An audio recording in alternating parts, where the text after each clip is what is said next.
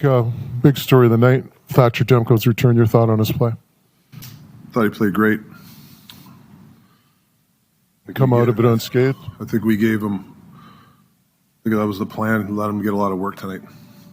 For a game that didn't mean much. I was joking. Like nobody's laughing at that one. I thought that was pretty funny. We gave him a lot of. Seems serious.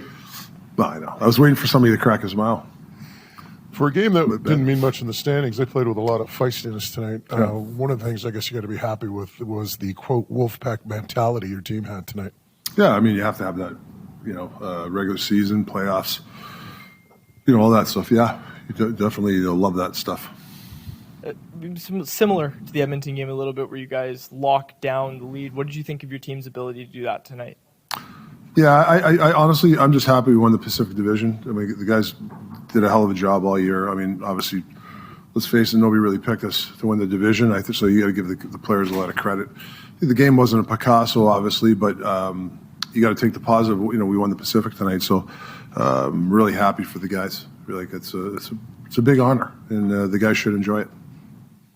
Sometimes you get into these games against teams you should beat, and you kind of let them hang around. The Myers goal early, what did that do for the group? Yeah, it was big. That was a nice shot. Mizey jumping up the play. It was a big one. It got us energized. That tic-tac-toe. The other one, the PD's line, was nice.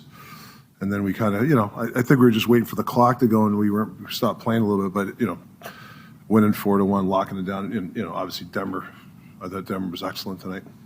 The Pacific Division obviously means a lot to the group, but you might be in a position to win the Western Conference. So, you've got some decisions to make. You knew it was going to change after tonight. So what's your mindset going forward?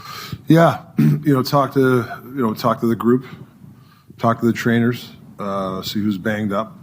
There's a lot of factors involved, and we can't make them in 5 minutes, but we're going to have to do some research and figure the best way to handle this. But yeah, you always want to win every game, but there's precautionary things too. You talked about the pride and winning the Pacific Division. Yeah. What about 50 wins on the year? It's only something that has now been accomplished 3 times in franchise history. Yeah, I mean it's a hell of a feat going into training camp. Working every day for this. It's a resilient group. Bouncing back after some, whether tough play losses or whatever. We had some good winning streaks. So we had to win the game tonight, which we did. So you got to give the guys credit. Talked to you before the game about the depth that you have now with the lines currently configured. Did you like the way that all 4 lines performed in that regard tonight in terms of the shifts they gave you? Yeah, I mean it's hard to evaluate this game. I didn't think we played our best, but winning the game is the most important. And we'll get to the lines and figure it out. But yeah, I do like the depth part. Yes.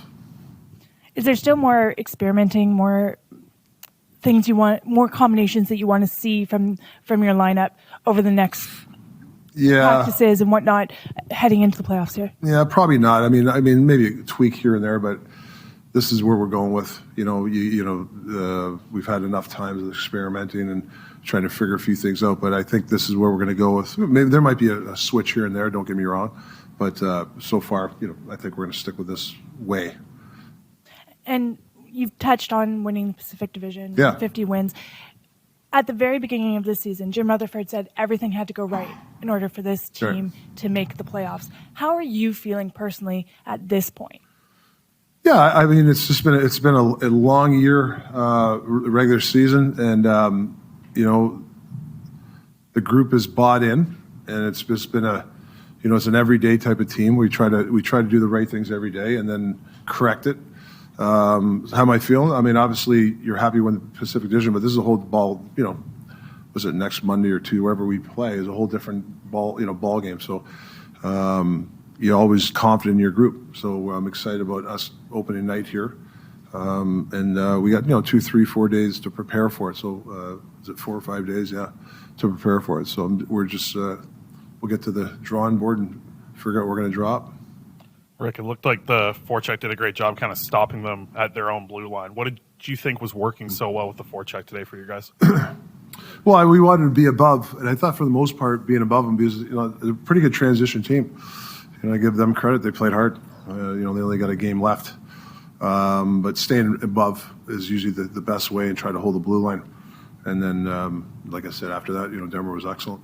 We know it's a day-by-day Yeah. mentality Yeah. here for you guys and everything, but some emotional game there, and it felt like the guys kind of came together as a team. What was the feeling in the locker room after a game like that? Well, I think they're still out there doing the jerseys, so I haven't really had a chance to talk to them. But no, that's the one thing with this group. I'm sure they're excited, but I don't think they're sky high.